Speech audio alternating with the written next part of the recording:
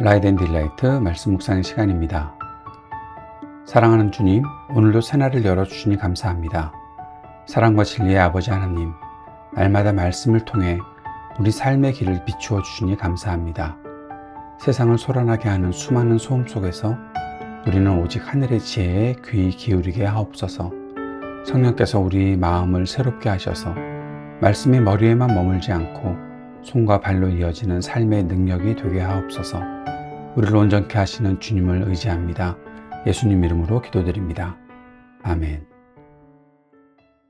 오늘은 잠언 14장 1절에서 18절까지 말씀을 함께 읽고 묵상하겠습니다. 잠언 14장 1절에서 18절까지의 말씀입니다.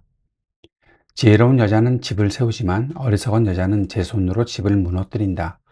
바른 길을 걷는 사람은 주님을 경외하지만 그릇된 길을 걷는 사람은 주님을 경멸한다. 미련한 사람의 말은 교만하여 매를 자청하지만 지혜로운 사람의 말은 그를 지켜준다. 소가 없으면 구유는 깨끗하지만 소가 힘을 쓰면 소출이 많아진다. 진실한 증인은 거짓말을 아니하여도 거짓 증인은 거짓말을 뱉는다. 거만한 사람은 지혜를 구해도 얻지 못하지만 명철한 사람은 쉽게 지식을 얻는다. 미련한 사람의 앞을 떠나라. 내가 그의 말에서 지식을 배우지 못할 것이다. 슬기로운 사람의 지혜는 자기가 가는 길을 깨닫게 하지만 미련한 사람의 어리석음은 자기를 속인다. 어리석은 사람은 속죄 제사를 우습게 여기지만 정직한 사람은 하나님의 은총을 누린다. 마음의 고통은 자기만 알고 마음의 기쁨도 남이 나누어 가지지 못한다. 악한 사람의 집은 망하고 정직한 사람의 장막은 흥한다. 사람의 눈에는 바른 길 같이 보이나 마침내는 죽음에 이르는 길이 있다. 웃어도 마음이 아플 때가 있고 즐거워도 끝에 가서 슬플 때가 있다. 마음이 비뚤어진 사람은 자기가 한 만큼 보응을 받고 선한 사람도 자기가 한 만큼 보응을 받는다. 어수룩한 사람은 모든 말을 다 믿지만 슬기로운 사람은 행동을 삼간다. 지혜 있는 사람은 두려워할 줄 알아서 악을 피하지만 미련한 사람은 자신만만해서 조심할 줄을 모른다.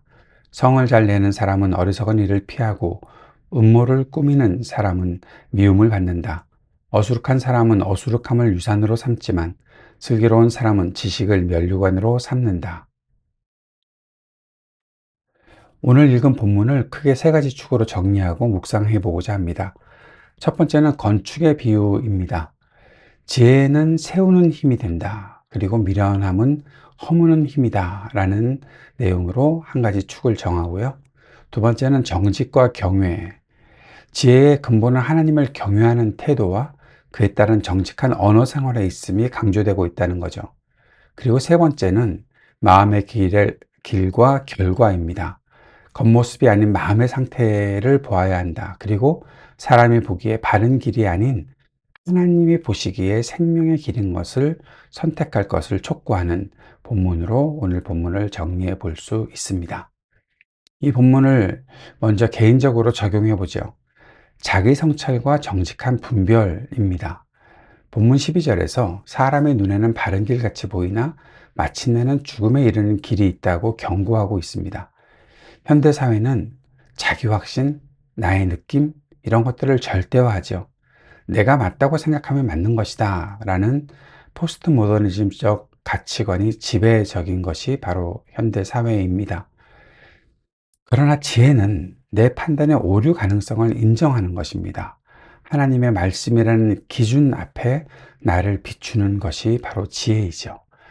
하루를 마무리할 때 이런 적용을 해보는 거죠. 하루를 마무리할 때 나의 감정이 아닌 말씀의 기준으로 하루의 선택들을 복기하는 영적 피드백 타임을 가져보는 거 어떨까요? 한 10분이라도 말입니다. 나의 정직함이 이익 앞에서 흔들리지 않았는지 점검하는 이러한 태도가 필요하다는 것을 우리 개인적으로 오늘 말씀을 통해 적용해 볼 수 있으면 좋겠습니다. 두 번째는 공동체적인 적용인데요. 세우는 지혜와 관계의 언어를 생각해 봅시다. 1절에서 지혜로운 여자는 집을 세우지만 어리석은 여자는 제 손으로 집을 무너뜨린다고 말했죠. 이것은 가정뿐만 아니라 교회와 직장 등 모든 공동체에 해당되는 말씀입니다. 공동체를 허무는 것이 뭘까요? 그것은 외부의 공격이 아니라 내부의 미련함입니다. 거짓, 교만, 비방, 내부에서 이런 것들이 있으면 공동체가 허물어진다는 것이죠. 특히 3절에서 입의 매는 공동체 내에 독한 말을 경계하게 하는 것입니다. 자, 그리고 이것을 우리의 삶에, 우리 공동체 내에서 비판적인 의견을 내야 할 때 반드시 살리는 대안을 함께 제시하는 것을 적용해 보면 어떨까요? 비난은 허무는 것이잖아요. 그러나 사랑 안에서 참된 것을 말하는 것은 세우는 것이 됩니다. 공동체원의 한 사람에게 그를 세워주는 구체적인 격려의 메시지를 전달해 보는 것 어떨까요? 우리 공동체가 서로를 세워주는 그러한 문화를, 그러한 습관을 가질 수 있도록, 우리 공동체를 세우는 지혜가 있도록, 그리고 좋은 관계를 만드는 언어가 있도록 만들어 가야 되겠습니다. 세 번째는 사회적인 적용입니다. 거짓과 유혹에 대해서 저항하자라는 거죠. 15절에서 어수룩한 사람은 모든 말을 다 믿지만 슬기로운 사람은 행동을 삼간다라고 말합니다. 가짜 뉴스, 자극적인 정보가 범람하는 시대에 그리스도인은 사회적인 분별력을 가져야 한다는 거죠. 슬기로운 사람은 세상의 유행이나 선동에 쉽게 휩쓸리지 않습니다. 정직한 자의 성막은 망하지 않는다는 11절의 약속을 믿고 편법이 지배하는 사회 구조 속에서도 정직의 가치를 지켜내는 것이 지혜입니다. 일터에서 관행이라는 이름으로 행해지는 정직하지 못하고 부조리한 것들, 거기서 자신을 구별할 수 있어야 되겠죠. 그리스도인의 일터와 사회 속에서의 모습이 어디에나 계시는 하나님 앞에서의 예배라는 사실을 기억해야 하겠습니다. 세상이 말하는 지름길이 아닌 바른 길을 걷는 용기가 필요하다는 거죠. 여기서 잠깐 어수룩하다, 어리석다의 차이를 한번 생각해 보면 좋을 것 같습니다. 어리석다는 것은요, 지혜나 분별력이 부족해서 판단을 잘못하는 상태를 말합니다. 그래서 판단 능력이 결핍되고, 그래서 비교적으로 강한 부정적 평가를 말하는 것이 어리석다는 거죠. 이것이 선택이나 결정, 삶의 태도에 대한 어떠한 평가로 사용될 때가 있는 것이 어리석다라는 말입니다. 근데 어수룩하다라는 말은 약간 좀 다른 뉘앙스가 있는 것 같아요. 사람됨이 순하고 세상 물정에 어두워서 약간 모자라 보이는 상태를 말합니다. 순진하고 세련되지 않았다.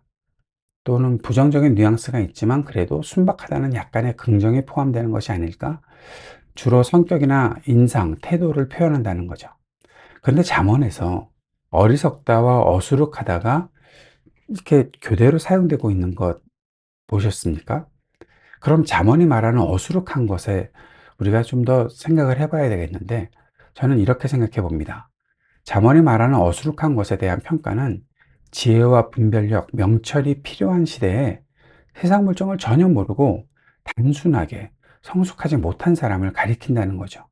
그러니 우리가 저 사람 좀 너무 단순해 보이는데, 너무 순한데, 그런 것으로 그냥 사람을 좋게 평가하고 말아버리는, 자신에 대해서도 그냥 뭐 나는 괜찮지 않나 라고 말아버리는 그러한 생각을 갖고 있다면 잠언 말씀을 통해서 조금 더 도전받아야 할 필요가 있지 않을까요?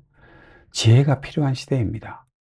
우리가 지금 세상 물정 모르고 어두워서 약 모자라 보이는 그런 상태로 살아갈 수가 없는 겁니다.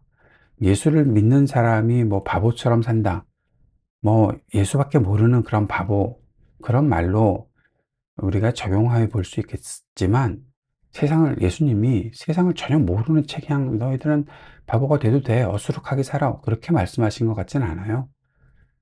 우리가 정말 순결해야 되지만 지혜로워야 한다라는 말씀을 하셨잖아요. 우리가 어수룩하다는 것, 우리가 경계해야 되는 것입니다. 그렇게 살아가지 말아야 한다는 거죠.